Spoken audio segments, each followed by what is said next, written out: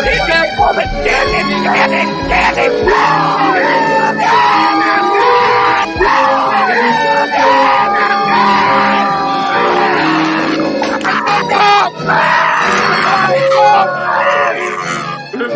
bang bang, Preston? Come on. I can't breathe. Pub Sports Radio. Come find us in Southtown 101. Subscribe on YouTube and all platforms where podcasts are found.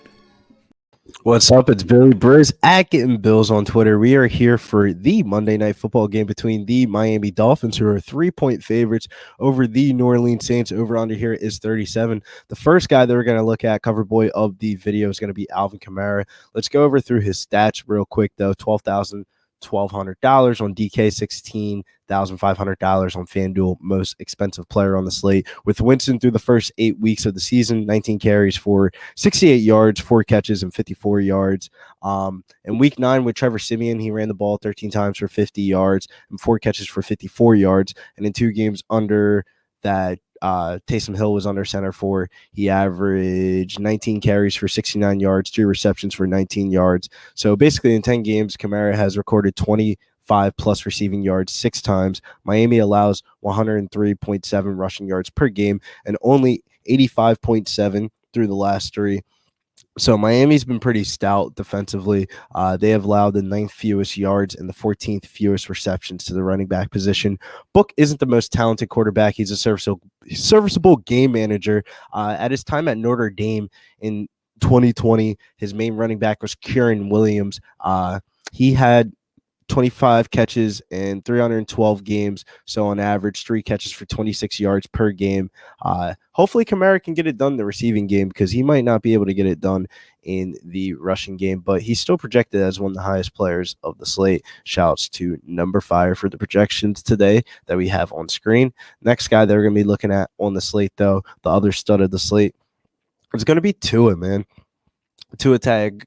I can't even say this dude's last name. Tua Tagovailoa. The Dolphins come into this one in good recent form. They're 5-0 ATS record until last week. The Saints are 2-0 ATS after a 3-week losing ATS record. Tua's looked good so far this year. In the games that he started, he's thrown for 7 touchdowns and 3 interceptions with a QB rating of 103.2. While on paper, this is a bad matchup for Tua. The Saints have allowed just 2 quarterbacks to finish with more than 240 yards since the start of November. But with having 20 players move to the COVID IR list, I'm kind of leaning more on the side that this defense is going to get torched. And with the over-under being 37, I think you're going to want to have just Tua in there as just the highest raw projected player of the slate. But the next guy that we're going to be looking on, Big Show, pull up Jaylen Waddle on DK for me, please. The next guy they're going to be looking at is Jaylen Waddle, who I think is the best DraftKings player, point per dollar on the slate. Waddle's coming off the COVID IR after missing last week's game versus the New York Jets. Waddle's been a darling this year, making real arguments for Rookie of the Year conversations. Waddle is averaging 8.8 targets, 6.6 receptions, and 65.3 yards for the season. Over his last 3 games, Waddle has had 26 catches for 292 yards and 1 touchdown off of 30 targets. The Saints have allowed the 8th most fantasy points to the wide receiver position, and they struggle versus slot wide receivers. CJ Gardner-Johnson is the slot cornerback.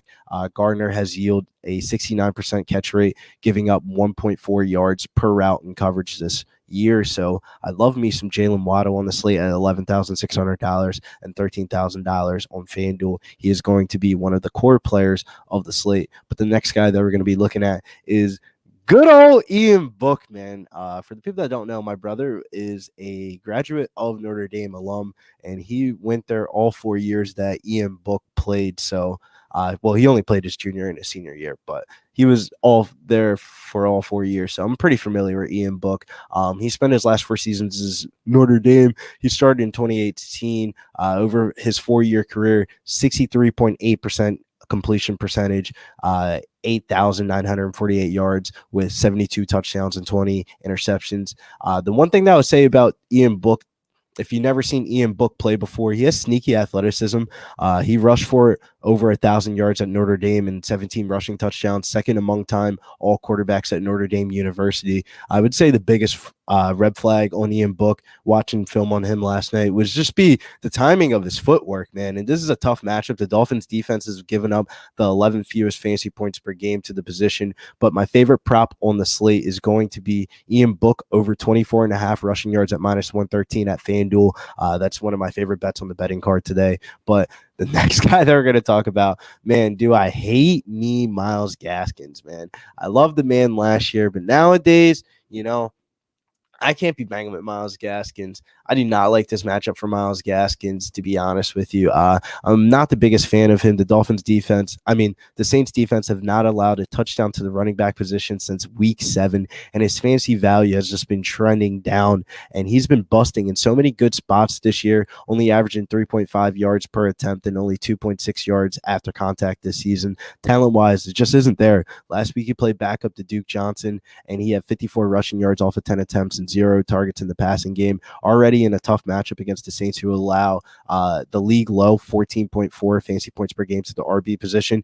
It's honestly so bad that I'm waiting for the unders to come out on Myles Gaskins, because if they post it around like 48.5 or like 54 yards, I'll probably be betting the under on Myles Gaskins, and that's probably going to hit my betting card. One of the things that I'm going to be fading, I kind of want to fade both running backs, but if I had to play a running back in this backfield, I would play Duke Johnson. Duke Johnson was elevated off the active roster last week. He smashed last week with 107 yards and 2 touchdowns off of 22 carries. Duke Johnson averaged an absurd 3.68 yards after contract last week. That is absurd for Duke Johnson coming off the active roster, man. That's pretty absurd. But both him and Gaskins are in bad matchups. Gaskins has yet to have a 100-yard game all season. Duke Johnson came off the practice squad and threw up 100 yards just like that. So that's the reason why I think just Myles Gaskins is not a good football player anymore, man. Maybe we got a little bit blinded last year, but one of the players that unfortunately that I'm looking to fade on tonight's slate is going to be Devontae Parker. He benefited last week from Waddle being out, producing 4 catches for 68 yards and 1 touchdown off of 8 targets. He's had at least 3 receptions or a touchdown in all 7 games so far this year. So if you're looking at the box scores, it looks pretty good for Devontae Parker. But the Saints have given up the 11th most receptions and the 4th most receiving yards to the wide receiver position this year. But this is the caveat. Devontae Parker is going to get locked up by Marshawn Lattimore. Usually I don't care about cornerback wide receiver matchups, but this one I actually do care about. I kind of don't like this matchup for Devontae Parker. Like we said a little bit earlier, that's the reason why Jaylen Waddle, I think, is going to be a core play on the slate, because he's going to benefit from the weak coverage of just the Saints, and everything's going to be funneled towards the middle of the field. That's why Mike Gesicki, I don't know what to do with Mike Gesicki, man. He's been in a bad recent stretch. He's gone 7 straight games without a touchdown. He's gone over 54 receiving yards a couple of times during the stretch, though. But he hasn't been too far MIA. He's had at least 43 yards in 5 out of his last 7 games and 19 targets over his past 2. So that might be a guy that you might want to look into, but it's hard to really say how high his ceiling is, because on paper, it's a bad matchup for Mike Gesicki, because the Saints guard the tight end position pretty well, but Mike Gesicki's really not running tight end routes. He's really running slot wide receiver routes. So you kind of look at him as a different play. But the next guy that we're going to bring up here is going to be a fade on the slate. It's going to be Mark Ingram. Ingram is just somebody that I'm just looking to fade on the slate, man. With the Dolphins defense giving up the 6th fewest fantasy points to the RB position and no passing game upside, I think that really limits the ceiling of Mark Ingram on this slate. Not really a big fan of his price tag at $5,200 and over here on FanDuel as well at $9,500. I'll be more inclined to play a kicker, but let's look over both kickers on the slate real quick, though. Brett Meyer is the kicker for the Saints.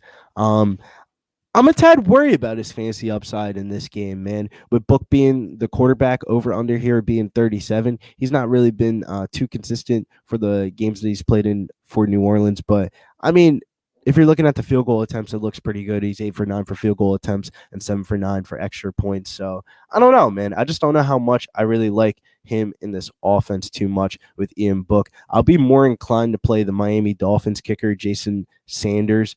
Let's pull up his statistics because he's been pretty good over recent.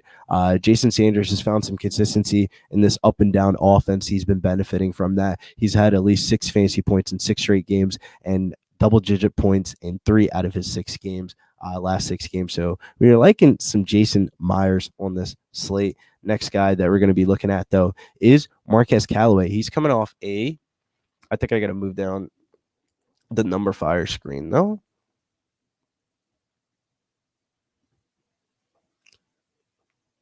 We started going a little bit too far down. But next guy we're going to look at, though, is Marquez Callaway. He's coming off a 9-target game, which was his season high in targets. Callaway has had a receiving touchdown in 5 of 14 games this season and 1 multiple receiving touchdown game. It's particularly hard to trust Ian Book's ability to throw to the outside wide receiver consistently. Before his week 15 splash, he produced 37 or fewer receiving yards in 8 straight games. Kamara might be the one that they lean on, but he is in a good matchup, dude. The Dolphins give up the 5th most fantasy points to the wide receiver position. That's why I kind of like Tre'Quan Smith a little bit more.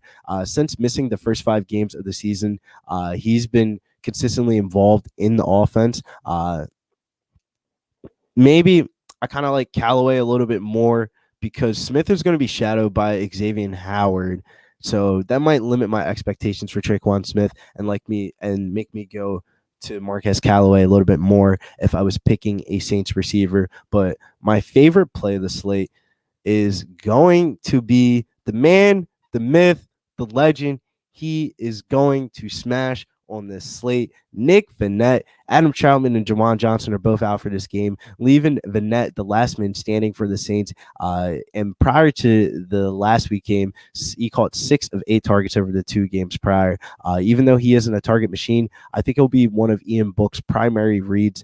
In 2 games without Troutman, Vannett has had 48 yards and 44 receiving yards. The Dolphins have led up 172 yards to the tight end position over the past 2 weeks and 61.6 yards per average on the season. Book's college tendency was always to throw to the tight end position, so we bet over 2.5 catches for Nick Vannett at plus 110 and his over receiving yards 23.5 at FanDuel. I think that was also at plus money too. It was plus 118 at FanDuel. So we're all on board the Nick Vannett bandwagon. The core plays for this slate is going to be Alvin Kamara, Jaylen Waddle, and Nick Vannett. I love me some Ian Book. I hope that he does good in the game, but ultimately, I think the Dolphins are going to cover the spread. I bet this a couple days ago. I have the Dolphins minus 2.5, so my betting card is looking like Dolphins minus 2.5, Nick Vannett over 2.5 catches at plus money, over 23.5 receiving yards at plus money, and then I have a same game parlay over there at BetMGM of Alvin Kamara over 20 receiving yards and Nick Vannett over 10 receiving yards at minus 106. So if you like these type of videos, make sure you hit the like button on the way out and make sure you hit the bell notification so you get notified for all of our live videos. And as for me, you can follow me over on Twitter at Getting Bills.